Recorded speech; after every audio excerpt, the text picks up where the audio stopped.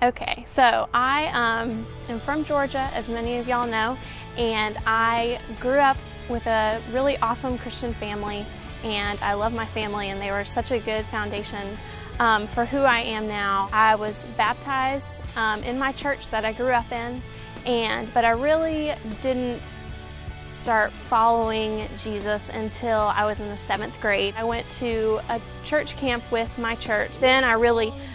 realized what it meant to follow Christ and how being a Christian isn't just going to church, and it's not just being a member so I can take communion. After 7th grade, my middle school and high school years were probably a lot like y'all's. They were full of ups and downs, and I remained active in my youth group and FCA and stuff like that, but a lot of times I didn't feel God there, or I didn't want him to do, he didn't do what I wanted him to do, and it wasn't what I thought Christianity was. And then I realized about my senior year of high school that I was playing Christianity kind of like a game, and I was walking what I thought should be the walk, and I wanted God to do what I thought he should do, and I did things that I wanted to do because I thought if God gave me these desires in my heart, or if I wanted to do it, then God must approve. And God must want me to be friends with these people if it's so easy to be friends with them. And if they go to church too, then I should be friends with them and it should be fine. But really, then I realized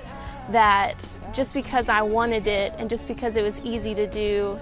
doesn't mean that that's what God wanted me to do. Starting my senior year, I really looked at what God was doing in my life, and I looked at how he was moving and how he placed people in my life, and how he